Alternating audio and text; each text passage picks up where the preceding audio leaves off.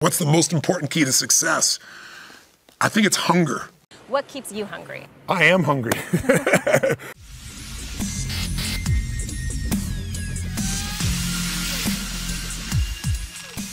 Hunger means that you want more. You want more of yourself. You want to make a bigger difference. You want to be a better parent. You want to do something more than there is today, and that you don't get satisfied. Most people start out with hunger at an early stage of life and they lose it.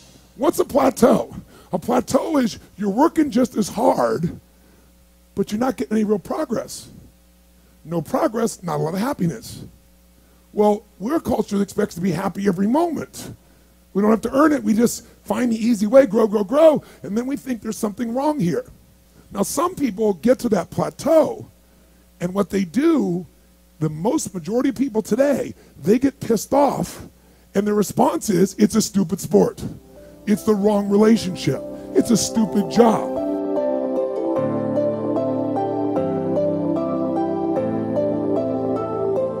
What's the most important key to success? I think it's hunger. It's not getting satisfied. You know, if you look at a Mark Benioff at Salesforce, if you look at Richard Branson's friend of mine, or you look at anyone you respect who's achieved at the highest level, intelligence is an incredibly important distinction and a valuable thing to have in life. But I always tell people, you can find so many intelligent people that can't fight their way out of a paper bag. What matters is hunger. A hunger that doesn't go away, a hunger to learn, a hunger to grow, a hunger to serve, a hunger to give, a hunger to create breakthroughs. Most people are hungry till they make a certain amount of money and then they get comfortable. And there's nothing wrong with that, but it's not about the money. It's not about the business. It's about your growth. Because every one of us either grows or dies. People ask me all the time, what does it take to be happy? I say one word, progress. Progress equals happiness. Because achieving a goal feels good for how long? A week, a month, 3 months, and then there needs to be something else. And the reason for something else is because you got to grow. And I think if you can decide that success is life on your terms, but it's also a meaningful life where you found something you care about more than yourself that you want to serve, whether it's your family or a community or a mission or your company, then you're blessed. And success is that experience of not only achievement, but fulfillment, and it can't be achieved unless you're growing and unless you're giving in ways that you're not positioning the giving. It's not what other people say, it's what you know in your soul. And I think if you can find those things inside yourself, they're not easy, but they're worth it. You'll have a life that will look like a dream to other people, and they'll all think you're lucky because we're all rewarded in public for what we've practiced continuously in private.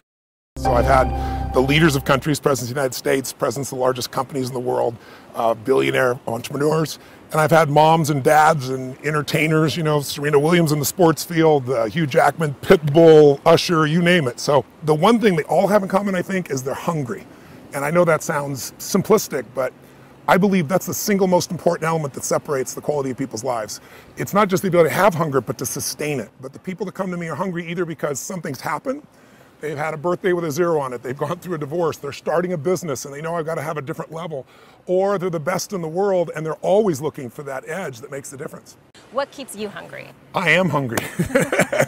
I think what it is I think everybody is born with hunger. Like there's a desire to grow, to expand, to learn, and then disappointment sets in early in life for most people. And then we look to blame something outside of ourselves. And there are many events in our lives that can affect us all. We've all had pain and challenges. But I think if you can find within yourself the part of you that wants to constantly give something more than yourself, if you can find a mission larger than yourself, then you're more pulled to do something than trying to push yourself. And pull has much more power than push. I always say motive does matter. That if your motive is to serve something greater, there is an energy that comes up inside of you. So I feed 2 million people a year because somebody fed my family when I was 11 years old, and now this year we're feeding 4 million. I want to do more in that area. And every business I'm in, that drive just doesn't go away. Well, it's interesting, since 2008, you've seen most large enterprise companies have really figured out how to respond to the world economic crisis at that time by cutting, right? They figured out how to cut their costs, they grew their bottom lines, and they built up their cash. And so they've done very well. But that was 5 years ago, and it's getting hard to keep cutting. You can't cut your way to growth at this point. So most major corporations are now saying, what do we do about the top line? How do we really grow revenues and sales? And so I built something called Coaching in the Cloud, which we've done for some of the most successful companies in the world. And what it does is it comes in and it revamps the sales process You think about it, in the 1990s, you had all these companies that were re-engineering, and they said, look, we're going to go virtual and save the real estate. And all these salespeople are going to just virtualize. There weren't great tools then, there are now, Salesforce.com being one of those, right? But the challenge is they've lost some of the disciplines that maximize the process. So we also, though, are showing people how to maximize technology. So I have a patent pending process in a company that's working with everybody from General Electric to Reuters.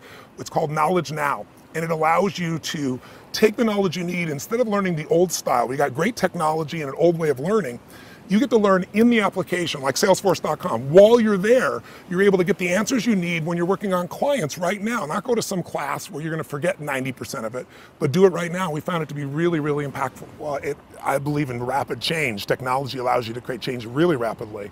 And I think, social media I've found to be a really useful research tool, because we're living in a world where so much information is coming at us all the time that I always say, it's like we're drowning in information, but we're starving for some wisdom.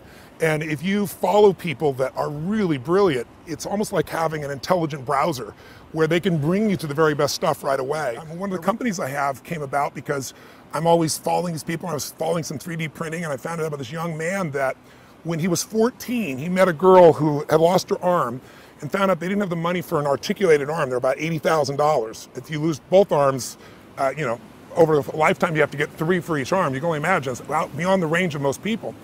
And at 17, he created an artificial arm that does more than the traditional arm, articulates, but it can actually, lift 350 pounds.